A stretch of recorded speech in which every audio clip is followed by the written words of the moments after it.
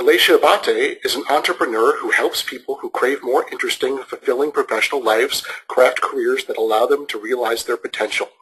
Elatia works with individual clients and in classroom settings using her unique combination of design thinking, improv comedy techniques, recruiting experience, and unbridled enthusiasm. Prior to founding her practice, Elatia was Vice President, HR Projects, and Director of Recruitment for Dow Jones & Company. She also directed global recruitment for Anheuser-Busch InBev.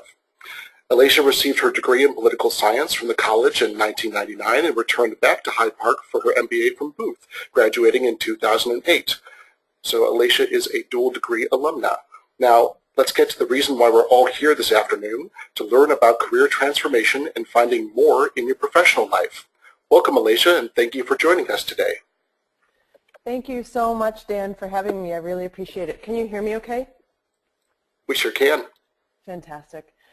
So thank you all for joining the webinar here today to talk about something that I am extremely passionate about and in fact have built my career on, which is career transformation. And what I'd like to do today, as we're talking here, apologies, just working through this.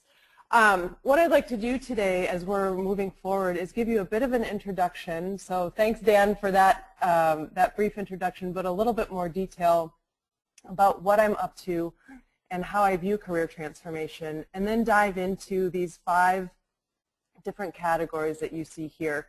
And this will make a lot more sense as we move forward. I would encourage you all, as you're here, to take notes if you're in a place where you can do that. And then more importantly, you've all decided to be here with us today to think about career transformation, so to really allow yourself to reflect on the questions that I raise as we move throughout the presentation today. And then finally, as Dan mentioned, please do feel free to shoot questions to the moderator as we're going through the presentation. If you want more clarification, if any questions pop up. This is a new and exciting adventure for me in the sense that most of the work that I do is very experiential and hands-on, and I don't actually do that much talking. So the more interaction I have as we move through, I think the more fruitful the conversation will be. So as I mentioned before, Dan went into a little bit about why I'm here to talk about career transformation. And for those of you who have been LinkedIn stalking me over the last few days, I appreciate that. But what you can't see about what I do on LinkedIn or didn't hear from Dan is sort of this idea, this conversation that I kept having all around the world. So most of my career has been spent finding, scouting, hiring, attracting top talent all over the world. And I kept on having the same conversation in every country where I recruited. So Russia, China, the US, United Kingdom, and all seniority levels that I recruited for. So from the C-suite all the way down to intern hires. The conversation would go more or less like this. Andres, you're amazing. You are absolutely capable of doing the job I have to offer you. In fact, you would excel at the job I have to offer you. But what in God's name are you doing talking to me? Because what you really should be doing is what you just spent the last hour telling me you're passionate about. And this conversation kept happening over and over and over again. And what I realized, first of all, that there's an amazing opportunity there to help people work through, bridge this gap between doing something that they're capable of and doing something that they're actually passionate about. But what I really wanted to get to the bottom of was why. So why is it that so many people are having challenges making good decisions for themselves? And if you think about it, it makes a lot of sense. So here on the slide, I've got our world divided into pre-college graduation and post-college graduation. So our pre-college graduation universe is pretty linear. Fixed, you're going forward in one clear direction, and your measures of success are relatively defined. So if you think about it this way, from 3rd grade you go to 4th, from 4th you go to 5th, from middle school you go to high school, and while there may be some stress around the decision about what college you're going to go to, from high school, if you're college bound, you're going to go to college. So you're moving in a fixed, linear fashion forward. And measures of success in this universe are also pretty clear. You got the A, you didn't. you're the popular kid, you aren't. So a universe that's pretty clearly defined, fairly black and white. Then all of a sudden, congratulations, you graduate from college and you step out into this world of infinite possibilities, no clear measures of success. Now some of you, especially U of C folks, may argue that money or salary, position or title are measures of success. I would argue back that those are at best indicators, and especially for those of us who are a little bit further along in our careers, we understand that those aren't actually clear measures of success. So how in God's name, if we've been making decisions all of our lives in this binary sort of universe, in this linear sort of universe, how can we be expected to make good decisions in a universe about our careers that's completely different? And so essentially what I've done through my own career transformation and working with other folks is develop kind of a series of tools or stops along a journey, if you will, that are pretty common for all of us. Now, it's important to understand, first and foremost, that everybody's journey or path of career transformation is different. We're all starting in different places. We value different things. But as I said, these are the commonalities that I've found in my own experience and that of those of the hundreds of people who I've interacted with over the past few years who have been making this journey themselves. So first, we've got our office space guy here. Career transformation starts with this hunger for something more. So as I mentioned earlier, all of you are on this call here today for some reason. Something about whatever is going on in your life right now isn't working. You may not know exactly where you want to end up. You may not know yet what your ideal life is, but there's a desire or questioning like, is this really it? Should I start that entrepreneurial venture? What am I doing here 10 years after I swore I'd quit this job and move on to something else, still in the same chair? There's an idea, this hunger for something more, which what I have discovered to be for most of us is what I call our ideal life. And as I mentioned before, that is something that's very different for all of us. We value different things. Some of us want more structure or less structure, want a lot of travel, want to stay still, like to work in teams or like to work by ourselves. But there is some sort of an ideal life balance between work life and home life that each of us have. And that's really what this hunger is for on the professional landscape. Now, as I mentioned, this is not, and these steps are not linear. So oftentimes the exploration of these ideas will overlap. You'll think you're done with one and you'll move forward to another, and then you'll find yourself back examining others. But this is just an idea about the common stops along the way. Once you've had an idea of what your ideal life is, all of us have what we refer to in the coaching world as a default future. The concept is pretty simple. Essentially, if I do nothing today to change my life, there is some future scenario that's going to play out. Understanding what that is for each of us, and most importantly, understanding that there are very real costs and consequences to that, is an important part and can be an enormous push for us as we look at our own career transformation. Next, assumptions. If it were that easy, we would all be living our ideal lives right now. And the reason why we aren't, I argue, is that we all have a whole list, many, many lists of assumptions about why that can't happen. So understanding what those are is an important element of career transformation. Finally, or second to last, excuse me, this idea of self-exploration. So you figure out where you want to be going, you understand the consequences of not moving forward, you work through the assumptions you have, but fundamentally understanding who you are and what makes you tick allows you to make a career transformation that is long-lasting. And then finally, Campfire Conversations. So once you've gone through all of this exploratory work and you've figured out where you want to be going, storytelling or communicating what it is that you're doing and why you want to do it to the rest of the world so that you can effectively, so that you can affect that change is important. So these are, as I said, 5 or 6 different steps along the same path of career transformation. For all of us, they're different, but these are the commonalities that I have found as I've worked with people in career transformation. So step one, the exciting part, choosing your own adventure. So what is your ideal life? When I work with folks to do this, this is an exercise that I have people do that is absolutely future focused. So this is not about logicking your way from the investment banking job you have today to the private equity job you're going to get tomorrow to the sometime somewhere 10 or 15 years down the road finally start that entrepreneurial adventure that you want to start. This is about starting that entrepreneurial adventure today, let's say. So this is absolutely future focused, and what I encourage people to do as they design their ideal life, and when I say design, that means literally drawing out on paper, sketching out, writing a story, whatever medium works best for you, but planting your flag. So when John F. Kennedy asked, the team of NASA scientists to land a man on the moon, he didn't give them a step-by-step plan to get folks there. He just planted the flag and said, get it done.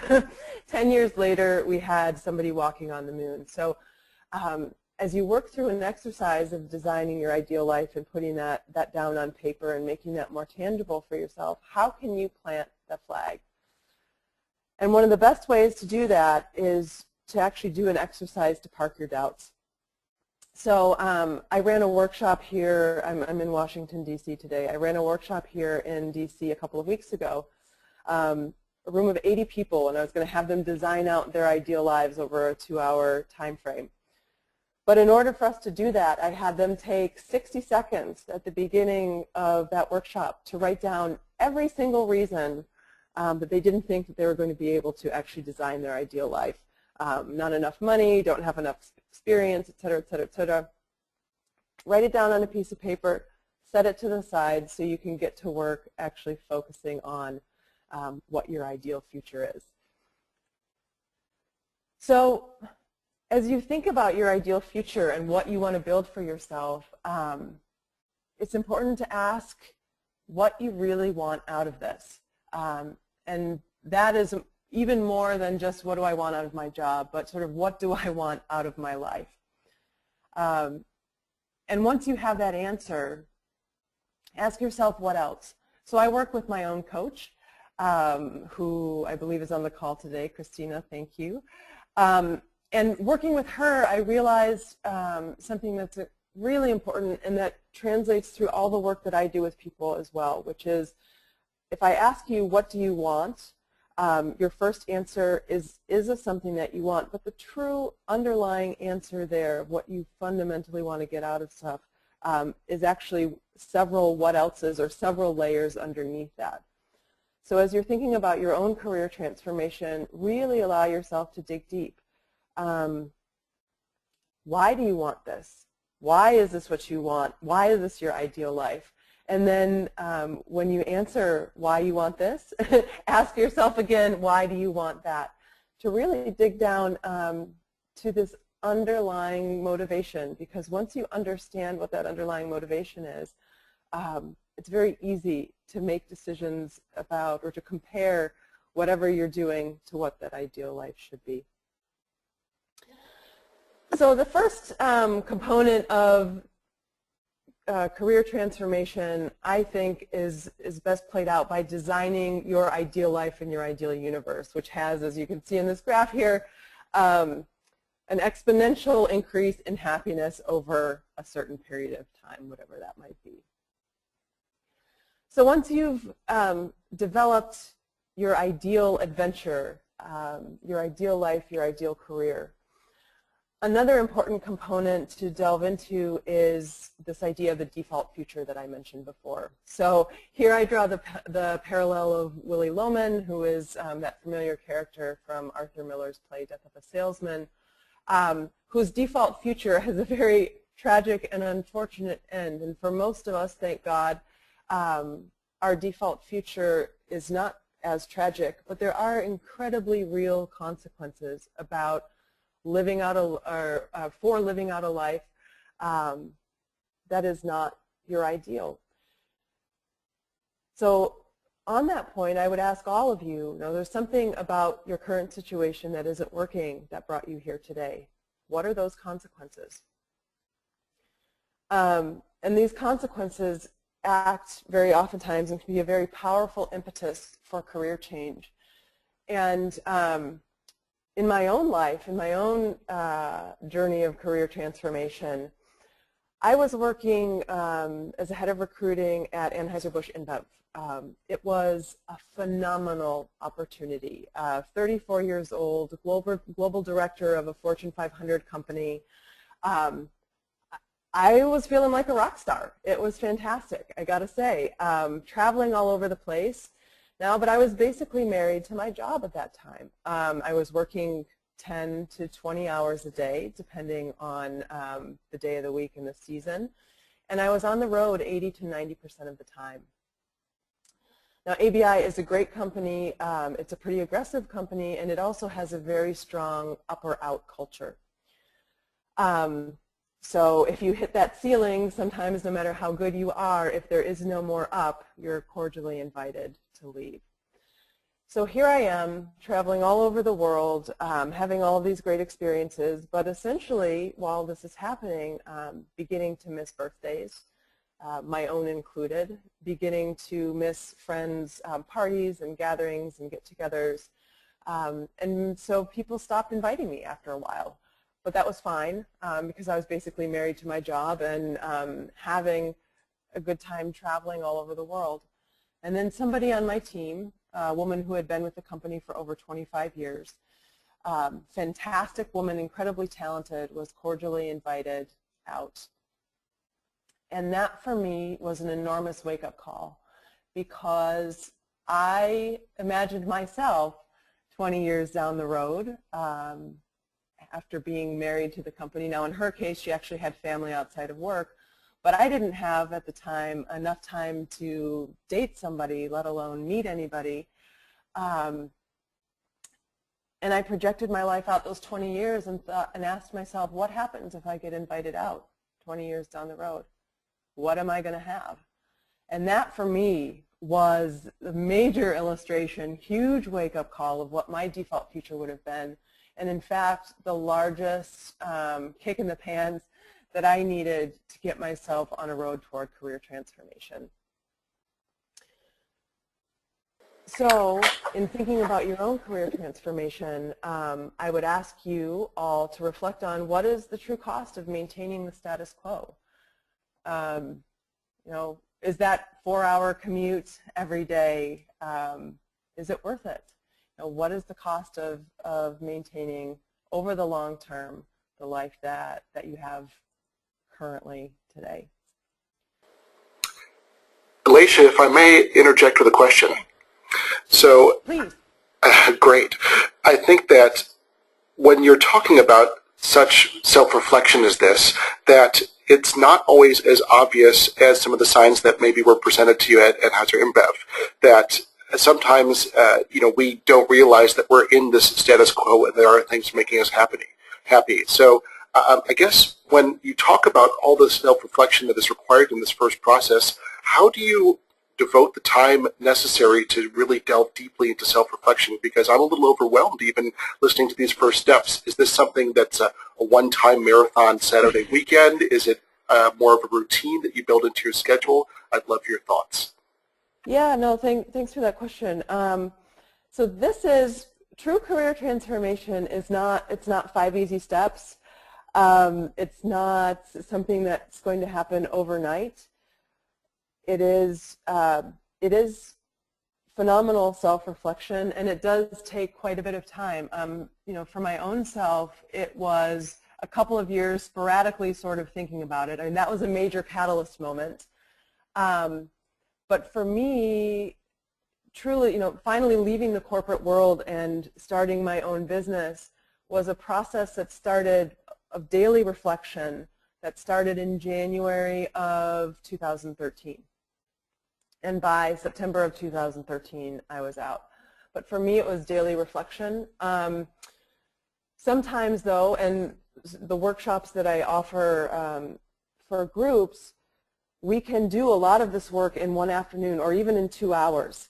And sitting down and designing out, what happens over time for, if I spend these 4 hours a day commuting, what happens to my life there? What happens because of the birthday parties that I missed? What happens for the potential, the lost potential, let's say, for not pursuing the dream that I've always had? Am I going to be okay with, that the last day that I lay my head down on my pillow at the end of my life, is this the legacy that I want to have left? So it is not a quick fix, and it's a process, as I said, and all of these steps kind of work in conjunction with each other over time, and it ends up actually being a much more sort of continuous process of self-reflection. Does that answer your question, Dan? Definitely, thank you. Great, thanks. So default future is this sort of same axis of time and happiness. You can see it's significantly less if you compare the two. So your choose your own adventure life and your Willy Loman life. Once you get both of these down on paper, you really can see that there is a major delta between life as it is moving along today and life in a future that you create for yourself that actually addresses the various components of the kind of legacy that one wants to lead or leave. Okay, so 2 stops along career transformation, or understanding what our ideal life is and understanding what happens if we change nothing going forward. So if there's such an enormous delta between not changing anything and what our ideal lives are, why is it that everybody doesn't go out and chase after their ideal life today? And I would argue that that's because of assumptions. So for those of you who are familiar with the Blues Brothers, or not, they are a couple of guys, musicians, who were raised in an orphanage, and they come to find out that the orphanage is going to close because they don't have enough money. They need $5,000 to save the orphanage. And so these 2 musicians, despite a whole series of odds against them, psycho ex-girlfriends who are trying to kill them, police who are trying to put them in jail, band members who have sworn off music forever, they're able to surmount all of these obstacles and pull together a concert that raises enough money to save the orphanage where they grew up. So despite all odds, they were able to achieve success here. And they did that because they didn't, they essentially didn't buy into the assumptions about why it was that they weren't going to be successful, and they just kept on moving forward. And all of us have on our path from where we are today, or sort of the default future, to our ideal life, or our adventure future, if you will, a series of these obstacles. I'm too young, I'm too old, I don't have enough experience, I have to save money for my kids' college education, I have to pay off my student loans, what will my parents think, and on and on and on, until you have built so many reasons, so many roadblocks between where you are today and this amazing ideal future that you've designed for yourself that it just seems too hard to move forward. And what I would argue, and what I do argue, is that these are just assumptions. And I'm not saying that you shouldn't pay your mortgage. I'm not saying that you shouldn't save money to pay for your child's college education. What I am saying is that those are not reasons to keep you where you are today and prevent you from moving forward to your ideal life. These are assumptions, which are human constructs, if you will. At best, they are questions that simply need to be asked differently. And at worst, they are constraints or parameters that need to be baked into the model that you build for yourself to move forward. So, there's a really interesting thing about assumptions. And I mentioned this workshop that I ran a couple of weeks ago, and I had 20 people in the room. I had them write down all of the reasons why they weren't going to be successful and achieving their ideal life that they had just constructed for themselves. And then I had them spend 10 minutes walking around the room trying to explain or sell the fact that they weren't going to be successful based on these reasons to other people in the room. And what was fascinating to me, two things. One, first, nobody bought anybody's assumptions about why they weren't going to be successful. Nobody in a room of 20 people. And then the second thing, which I thought was even more fascinating, so let's say one of the reasons that I'm not going to achieve my ideal future is fear of failure. Dan, yours would be the same thing, fear of failure. What was fascinating to me is that Dan was able to provide me with 5, 10, sometimes 15 ways that I could use that fear of failure to actually achieve success. And I was able to do the same thing for him, but I wasn't able to see those solutions for my own self. So really interesting stuff about point of view and assumptions, but they really are just that. So what I would ask you and what I would offer that you can reflect on is, what assumptions are you operating under? And then how can you actually use those assumptions to build your ideal life in some way, shape, or form?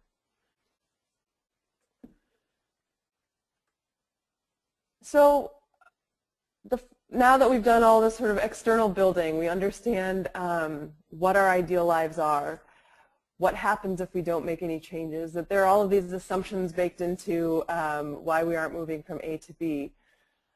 Another, and probably one of the most important components of truly lasting career transformation, is understanding yourself. Most of us are familiar with the story of Siddhartha, the guy who goes out into the world to find enlightenment and self-knowledge. And throughout this whole journey, there are peaks, incredibly positive things that one find about themselves, and valleys, the stuff that most of us don't want to look at or touch or reflect on. But both are equally as important in terms of making long-term career transformations. So as you're looking at what you want to do and figuring out the what's next, the important things to examine are, of course, things like your abilities, what you actually can do, your strengths, what you're good at. I think that we spend far too little time focusing on building up our strengths and far too much time trying to fix what we can't do. Imagine what a place the world would be if we spent so much time working on our strengths. In fact, there's a fantastic book, if you're interested in this topic, called StrengthsFinder, put out by some of the folks at Gallup, that can really help push along this way. But I think most important as we look at the peaks and the positive things about us, or what motivates us as we're building our ideal lives, really questions around legacy and the kind of legacy that we want to leave.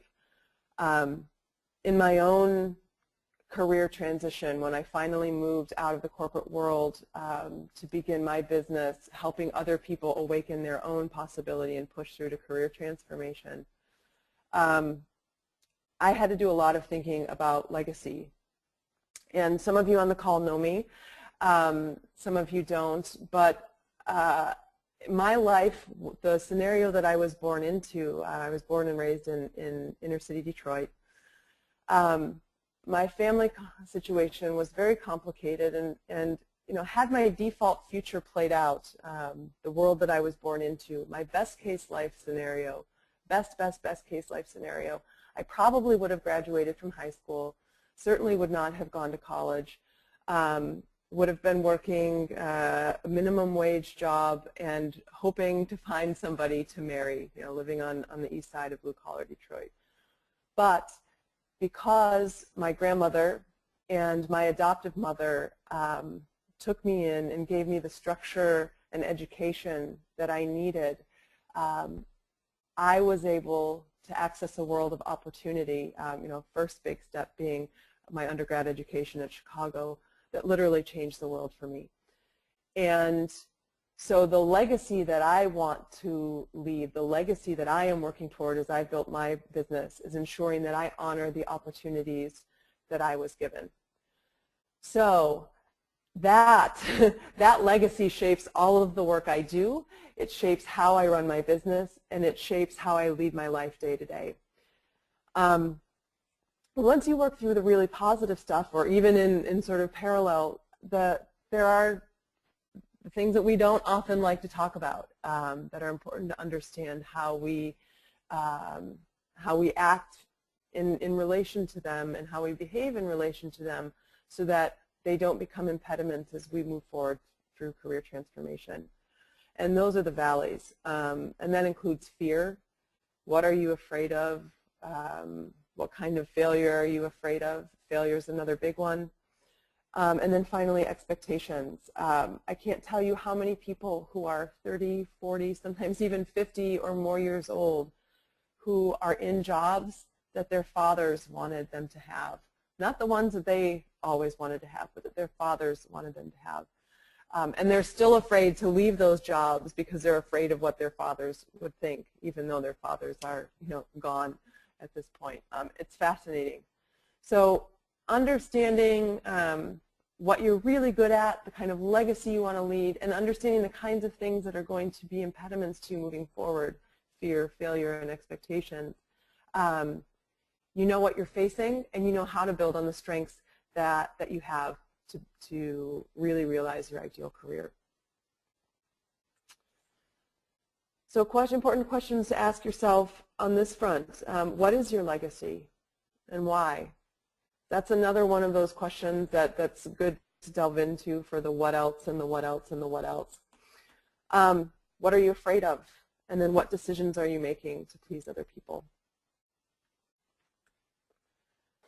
So finally, you've worked through all of these different components. Who you are, what you want to be doing, the kind of life you want to lead. And now it's time to get out there and start talking about it, communicating, connecting the dots of what you've done in your past and what you want to do going forward.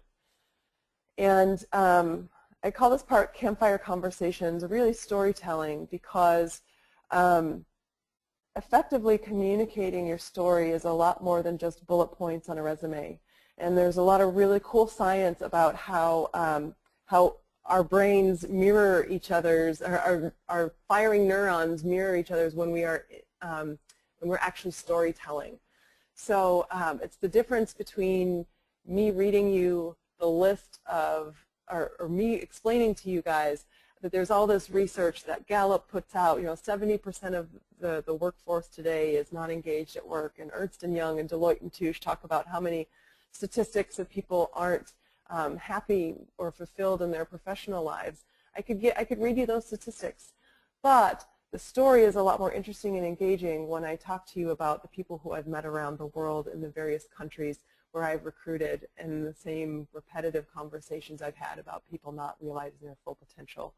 Exact same story, exact same business opportunity, but it's much more engaging when I tell it in a narrative fashion. I would say that in person, and that's in person either on the phone or in face-to-face conversations, those stories are much more effective. But it's also important to think about how you're communicating electronically. There's a sort of the seminal career transformation book, which is What Color is Your Parachute, has a chapter in the 2014 version about how Google is your new resume and how to effectively communicate who you are and what you're doing online. So as you're thinking about storytelling, what do you want to communicate? Who is your audience? How are they hearing you? And then finally, why are you telling your story? So getting out there, what is the purpose? Is it to serve the legacy that you have developed for yourself? Is it to move yourself to a next professional job in an organization so that you can move forward to whatever your longer term goal is? Why are you telling your story? That will all affect the content and the tone and how you craft it. There's also a fantastic book that I can recommend. It's called The Storytelling Factor, that gives some great ideas and pointers on how to effectively communicate and storytell. So today I walk through 5 major components of what I do and what I work with people on as they're looking at doing career transformation. How everybody attacks them or evaluates them is very different because each of us are in very different spots in our professional lives and view the world differently. But some last thoughts here and underlying factors. There's lasting transformation is a process. There's no such thing as 5 easy steps. So it's not 2 weeks to your next best career if you want something that you're truly going to be happy with over the longer term. Second, asking the right questions and answering them honestly is going to get you there a lot faster. And then finally, living your ideal life is wholly within your reach. Stop thinking about it and take some action. Today we've talked a lot about the theory behind it and about how I approach this. And this is, by the way, as I was mentioning to Dan before this call started, very different from how I work with my clients in person, both in the classroom and individually, because you, the ones who want and are hungry for career transformation, are actually in charge of it. I do, for the most part, very little speaking and a lot more encouraging and coaching. So that is what we have here for now. Dan, I don't know if you want to open it up for questions. I do, and in fact, I have a few questions ready to go for you. Fantastic. So the first question that we have for you, Elatia, is I think it is referring back to when you were talking about self-reflection, how to reframe and build on what have been some failures. Could you give another concrete example of how you reframe? You had mentioned your story about a mortgage. It's a good point, but could you elaborate on maybe another example? Let's say, so of the assumptions, the reasons why people aren't moving toward their ideal lives. So one is I need to pay the mortgage, or another being needing to save, so financial goals, right? Needing to save for my child's college education.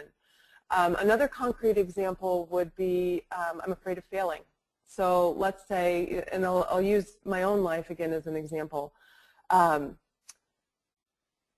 Before starting my own business, and even now, if I'm totally honest with you guys, I'm afraid of failing.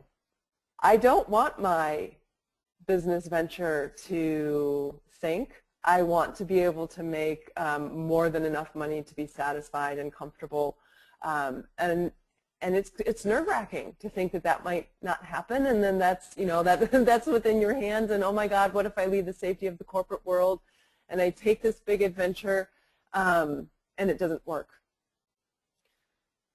That's an enormous impediment for a lot of people who are looking to move from the corporate world to an entrepreneurial venture. But for me, my transition came, my fear or my dislike or unhappiness of staying where I was, and now today my fear of having to go back there is so much greater than my fear of being successful or not in my business, that it just isn't an option to go back. So fear of failure is another big one. Is that the kind of concrete example you're thinking of? Definitely. And okay. I think we have one more related question that could segue into that. And when you talk about a fear of failure, sometimes that fear is based in past failure and as a real result. How do you move forward when your adventure, so you use your terms, has met with serious pitfalls and perhaps was not as well thought out as some of the examples that you're talking about? Yeah, absolutely. So how you move forward. I'll recommend 2 books that I think are fantastic that work through a lot of the questions that have to do with this, but it's moving the idea of failure away from sort of disaster into a simple iteration of an idea in progress. There's a great book called Creative Confidence. It was written by David and Tom and David Kelly. They're 2 brothers who are partners at the design firm IDEO.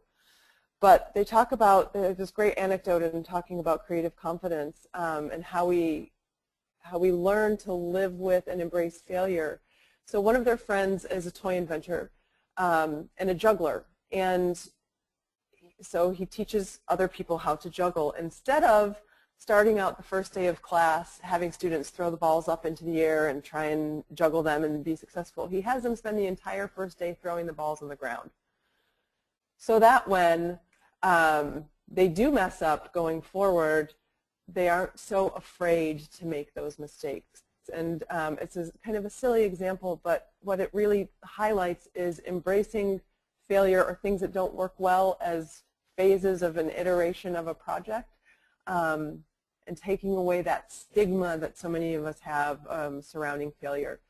The other great book that I think is does a really good job of helping with self-reflection on this topic is called, it's by Carol Dweck. It's, the name of the book is escaping me right now, but it's essentially fixed mindset versus growth mindset. The book's title is Mindset.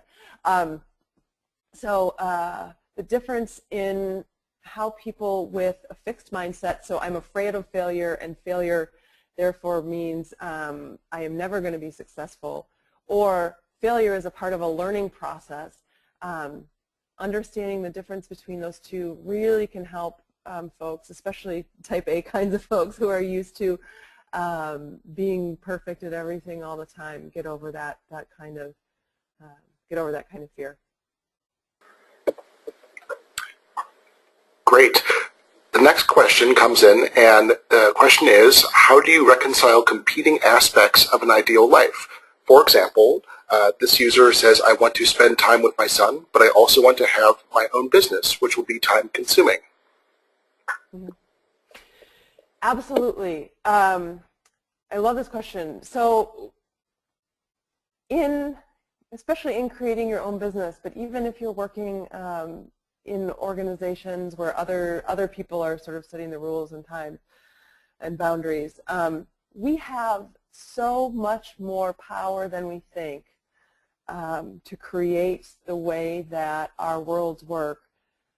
And it's just a matter of setting up those parameters and sticking to them. So if it is important to you to have your own business and also spend time with your son, how can you construct, I would ask you, how can you construct your day such that, from, let's say, 2 to 5 or 2 to 8 at night or whatever time that you deem appropriate for your child, you spend that time with them and you build the business around it. For my own self, I have built my business to be geographically agnostic because I travel a lot. So when I have individual clients, I can be on the phone with them from China if I want to. I only work between 9 and 5. You can set those parameters, but it is a matter of defining and deciding what's important to you and then structuring your life, your business, your opportunity to feed that.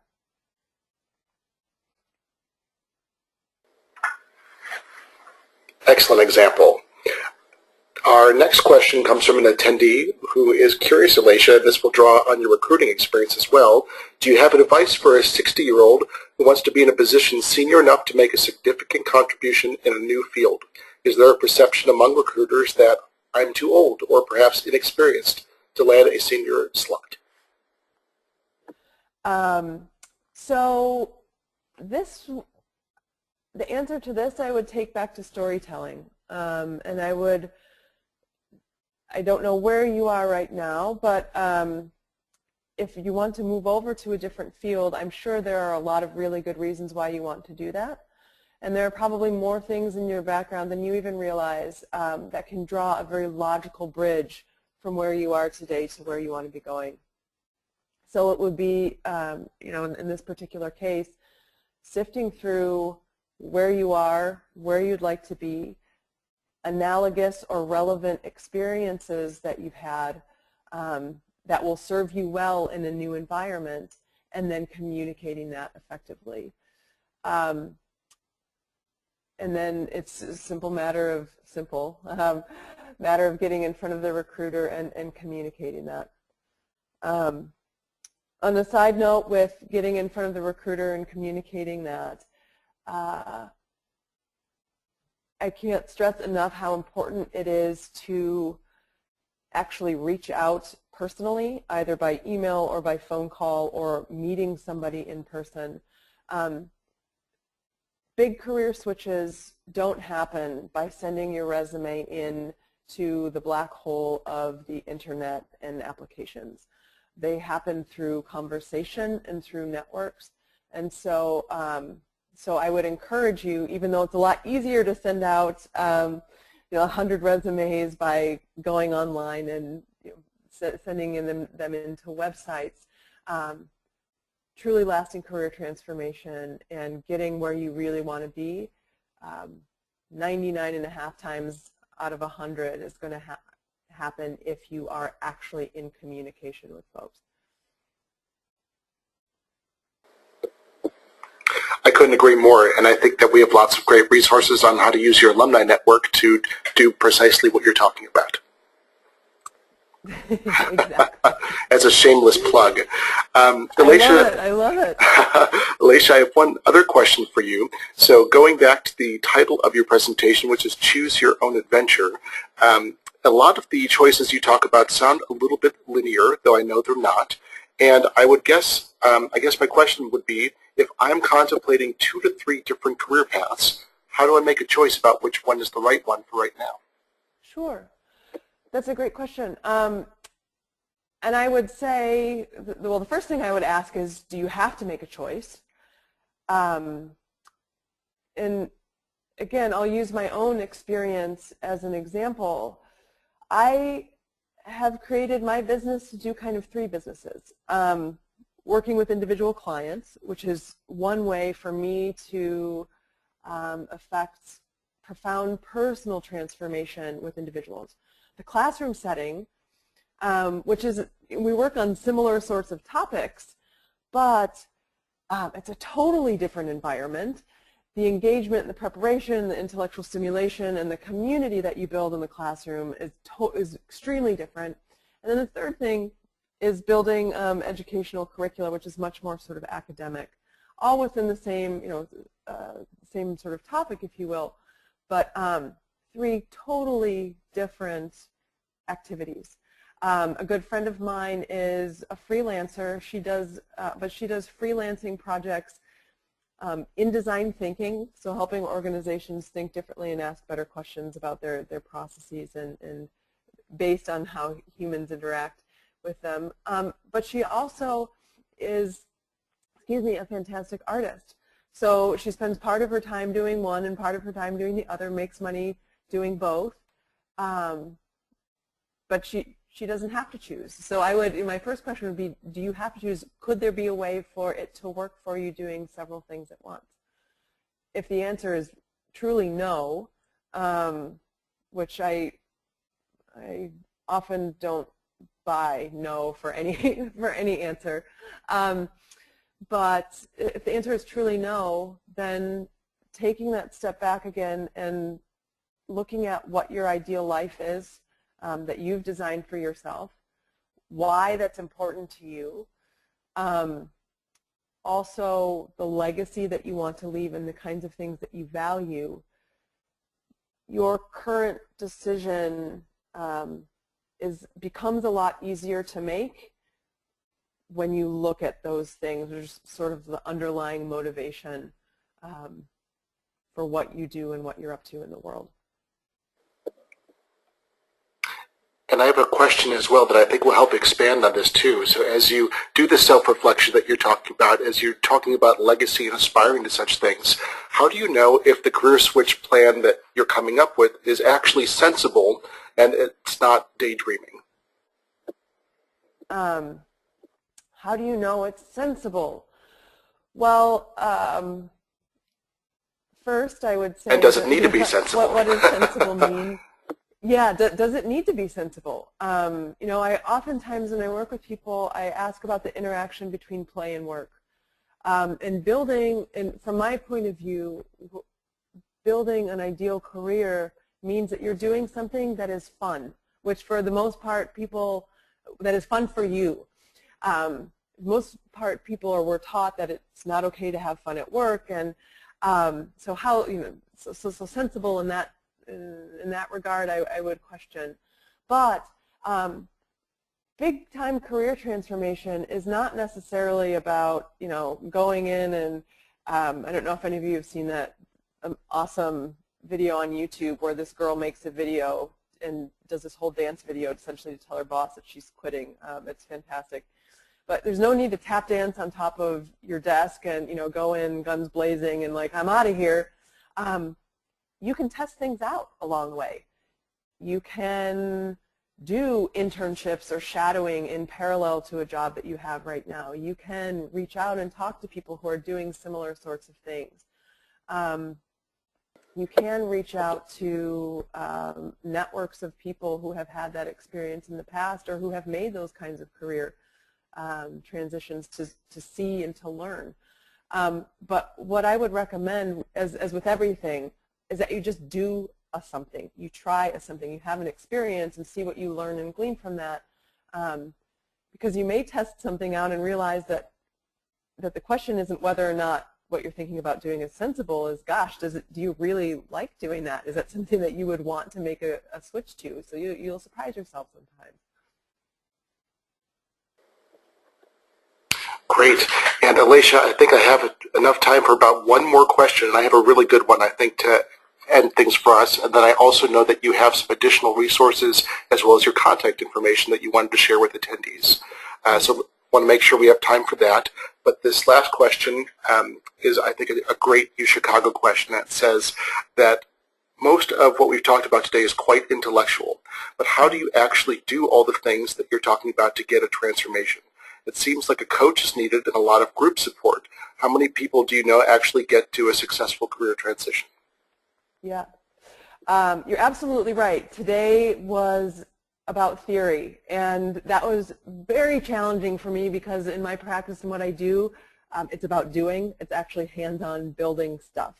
So when I talk about designing your ideal life, I mean quite literally, yes, thinking about it, but sitting down and actually designing something for yourself, writing it out in story form, or if you paint or you draw or whatever, but actually doing the kinds of things that we talk about here. There are fantastic resources if you don't end up working with a coach. As I mentioned before, and this is a great time to switch over, some books on the right side here. The Art of Possibility is a great one. What Color is Your Parachute? Very practical, hands-on doing exercises to move yourself toward career transformation. And The Artist's Way, which is all about awakening and reawakening creativity, and that is a book. These are all books, by the way, that I used in my own career transformation, and that I recommend for others to use. But it is absolutely about doing and about trying and experimenting and utilizing the networks that you do have. I mean, the U of C has a fantastic alumni network. And reaching out to coaches should you want to. One of the best pieces of advice that I got as I was thinking about making my my career transition from a friend of mine who had done that same career transition. She was working at Boston Consulting Group as a consultant. She left and is now both a yoga instructor and an entrepreneur of a sustainable coffee company. So she's one of those people who's doing a few careers in parallel. But one of the best pieces of advice that I got from her was have a coach at every step of the way. It doesn't need to be the same coach because your needs as you move along this journey are different. But have somebody who is invested in you, invested in your success, but is not emotionally tied to sort of the day-to-day decisions of family and finance and those sorts of things. So yes, doing, I think, is better than thinking in this case, but that can be sprinkled across in very different ways through each of the topics. These are some great books to look at. Working with a coach is fantastic. Reaching out through the alumni network and figuring out what folks are doing or have done that's similar in the past. In addition to these books here that I've listed as resources, if I am available in person, I will be here in Washington, D.C. for Chicago alums doing an ideal life, an actual doing of Designing Your Ideal Life workshop here. If you haven't signed up for that and you'll be in town, please do on May 29th. And then I'll be part of an alumni career transformation panel over Alumni Weekend on June 7th. That's a Saturday. So please do take advantage of those opportunities. And then, of course, I am available by email and phone should you wish to reach out for further conversations or questions.